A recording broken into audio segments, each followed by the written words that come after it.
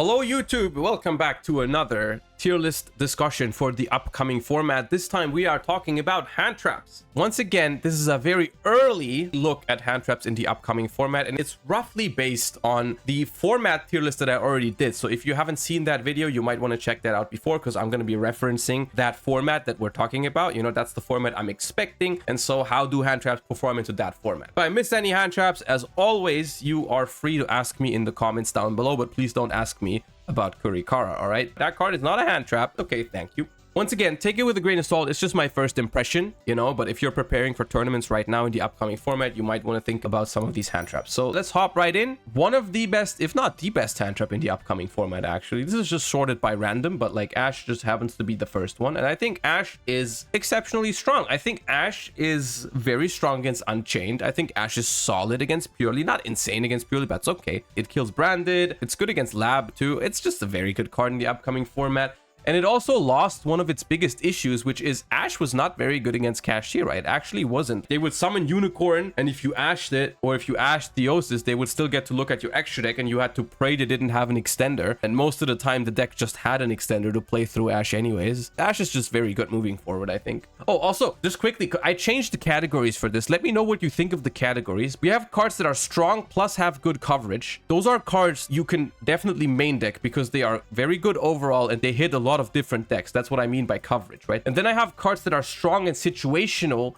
Situational meaning that like they are not good in all scenarios, right? This is the category where you're kind of required to use your own brain a little bit, you know, a little bit of brain power you need to put into it, because a card like Shifter, for example, is going to end up in this category because you can't play it in every single deck, right? Some decks can't use it. Other cards that are only good against some decks, you can only really side deck them, right? They don't have the coverage to be main deck. And then we have solid plus good coverage. This is cards that are just, you can main deck them because they do something in most matchups, but they are not as strong as the ones up here. Solid plus situational are like cards that are solid in some matchups or solid in some decks. You might want to side deck these, but there might be better options. And then cards that are not even solid or not good enough, they're just bad. Bell is also strong but situational, really good against Lab, strong against branded variations. That's really about it though. It can do something against tier elements, that's true. I wouldn't recommend main decking Bell, but the card is okay. It can be used in certain decks to also counter Bystials if that's something you really care about. It hits Unchained quite hard. I'm not sure if it's that good against Unchained, I'm gonna be honest with you. I think there's better options against Unchained. It's not dead against Unchained, yeah.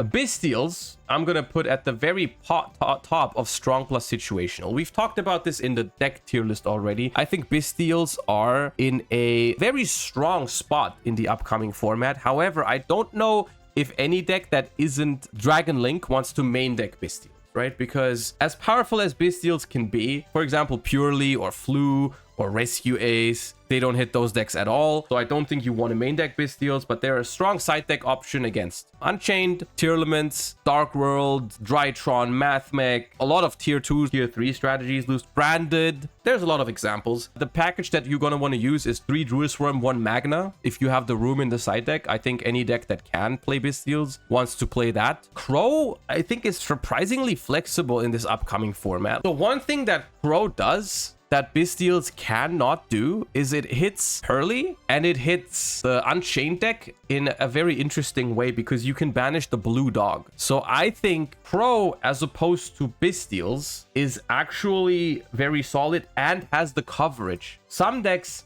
don't lose to Bystials, but they can lose to Crow because the stuff that they have in the graveyard is spell cards or just not light or darks, right? It hits Salamangrate, for example, right? If you want to respect that in your deck building. I think Crow has better coverage than Bystials, but of course, getting the 2500 body plus bonus effect is more impactful. So I think Bystials are stronger but more situational, but Crow is still a solid option. Ghost Reaper and Winter Cherries, I think it can be played because there is a couple of decks that I can see really suffering from Cherries. Unchained is going to be annoyed for sure if you banish Yama. Purely without X Purely Noir could be an issue. The problem with this card is the reason why it's situational is it only works in some matchups. And the even more situational part is your deck needs to have extra deck space, which a lot of decks don't have. But decks like Flu, maybe Rescue Ace, those kind of decks could spare a couple spots in the extra deck to play Cherries. Droll Lockbird is a card that I think is strong but situational. Basically, on Droll Lockbird, I'm just going to give you very, very simple advice. Do not main deck Droll Lockbird because it is not very good against a lot of the top tier decks.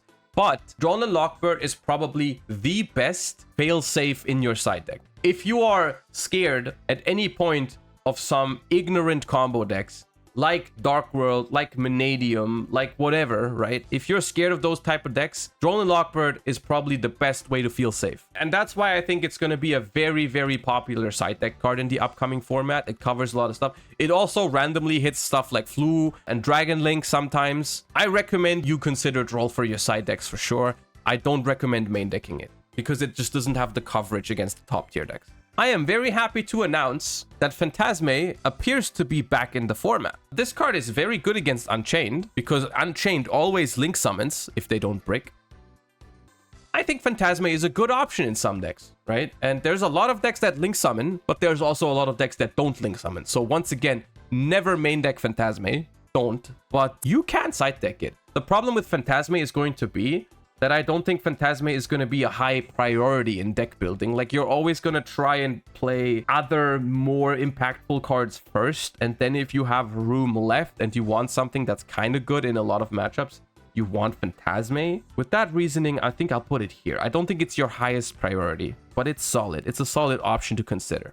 Gamma is, I think, a bad card now because you only get one Gamma, one driver. That's just a bad deal. As always, this is only like a guideline. There is exceptions to this. There's like when I say Gamma is a bad card, there is exceptions. There could still be a reason for you to play Gamma, but I still would not recommend playing one Gamma, one driver. Chaos Hunter, I see no reason to play this card right now. Where is Marionette Might? Oh my god, dude. I told them to not ask me about Kurikara. Now you're asking about Marionette Might, dude. Oh god.